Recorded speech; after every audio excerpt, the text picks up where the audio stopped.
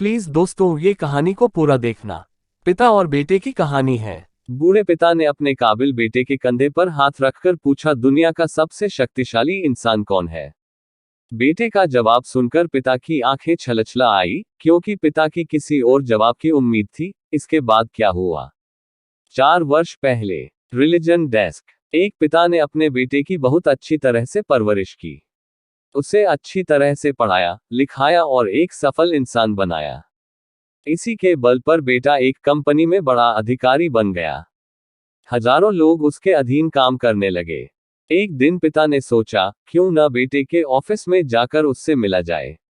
जब पिता उसके ऑफिस पहुंचे तो उन्होंने देखा कि बेटा एक शानदार ऑफिस में बैठा है और बहुत से लोग उसके अधीन काम कर रहे हैं। ये देखकर पिता को बहुत गर्व हुआ। पिता अपने बेटे के चेंबर में गए और पीछे जाकर उसके कंधे पर हाथ रखकर खड़े हो गए। इसके बाद पिता ने अपने बेटे से पूछा, इस दुनिया का सबसे शक्तिशाली इंसान कौन है? बेटे ने पिता को बड़े प्यार से हंसते हुए कहा, मेरे अलावा कौन हो सकता है पिताजी। पिता को इस जवाब की आशा नहीं थी। उसे विश्वास था कि उसका बेटा गर्व से कहेगा, पिताजी, इस दुनिया के सबसे शक्तिशाली इंसान आप हैं, जिन्होंने मुझे इतना योग्य बनाया।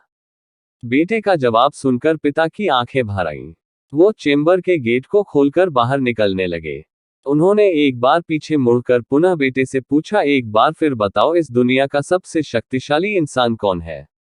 पुत्र ने इस बार कहा, पिताजी, आप हैं इस दुनिया के सबसे शक्तिशाली इंसान। पिता ये सुनकर आश्चर्यचकित हो गए। उन्होंने कहा, अभी तो तुम अपने आप को इस दुनिया का सबसे शक्तिशाली इंसान बता रहे थे, अब तुम मुझे बता रहे हो। बेटे ने हंसते हुए उन्हें अपने सामने बिठाते हुए कहा, पिताजी, उस समय आपका हाथ मेरे कंधे पर था। जिस पुत्र के कंधे पर पिता का हाथ हो वो तो दुनिया का सबसे शक्तिशाली इंसान ही होगा ना। पुत्र की बात सुनकर पिता की आंखें भर आई। उन्होंने अपने पुत्र को कस करके अपने गले लग लिया। सच है, जिसके कंधे पर या सिर पर पिता का हाथ होता है, वो इस दुनिया का सबसे शक्तिशाली इंसान होता है। हर पिता चाहता है कि वो अपनी संतान को अच्छे से अच्छी शिक्षा प्रदान करे ताकि वो भविष्य में कुछ बन सके। बदलते समय में देखने में आता है कि काबिल होने पर संतान ही अपने पेरेंट्स के साथ ठीक से व्यवहार नहीं करती, बल्कि अपमानित भी करती है। हमें समझना होगा कि एक दिन हम भी बूढ़े होंगे, उस समय हमारी संतान भी ऐसा ही व्यवहार हमारे साथ करेगी, तब हम क्या करेंगे?